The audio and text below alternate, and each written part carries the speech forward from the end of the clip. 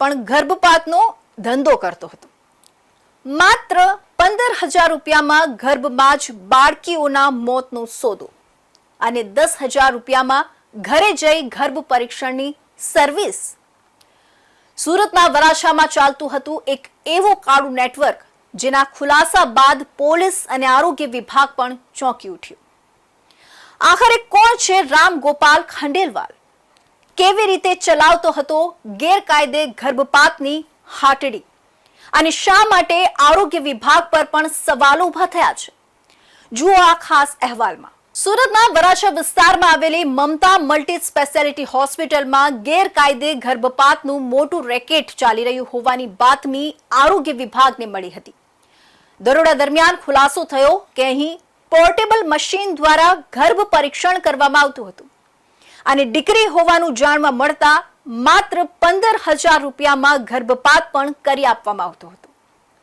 આ સમગ્ર રેકેટનો master mind હતો ફાર્માસિસ્ટ રામ ગોપાલ ખંડેલવાલ, જેને પોલીસે 8 મેના રોજ આંજણા ફાર્મ પાછળના વિસ્તારમાંથી ઝડપી પાડ્યો. ચોંકાવનારી વાત એ છે કે રામ ગોપાલ પાસે ડોક્ટરની ડિગ્રી જ નહોતી, તે છતાં તે ગર્ભ પરીક્ષણથી લઈને ગર્ભપાત સુધીની ગેરકાયદે પ્રવૃત્તિ ચલાવતો હતો.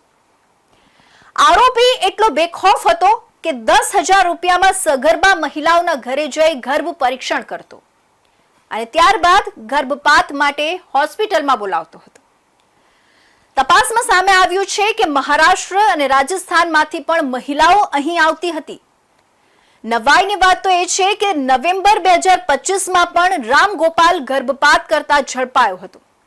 તે સમયે શિવાય હોસ્પિટલના નામે ગેરકાયદે ગર્ભપાત કરતો હોવાનું સામે આવ્યું હતું.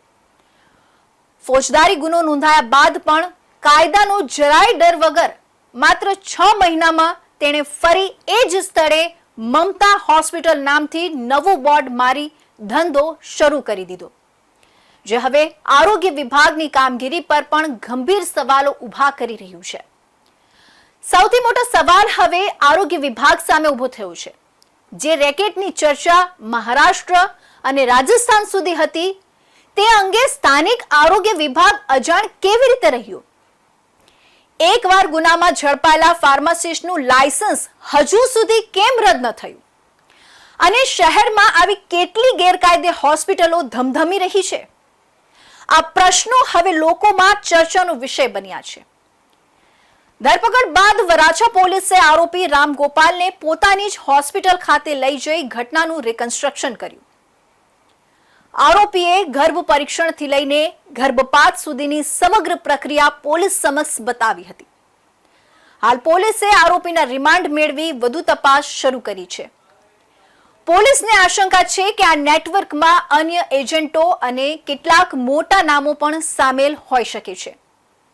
માત્ર પૈસાની લાલચમાં ગર્ભમાં જ બાળકીઓના જીવ સાથે ખેલ કરતું આ નેટવર્ક સમાજ માટે ગંભીર ચેતવણી સમાન છે. હવે જોવું રહ્યું કે પોલીસ તપાસમાં હજુ કેટલા મોટા ખુલાસા થાય છે અને આ સમગ્ર રેકેટમાં કોના કોના નામ સામે આવે છે. વિડીયો ગમ્યો હોય તો લાઈક, શેર અને ચેનલ સબસ્ક્રાઇબ કરવાનું ભૂલતા નહીં.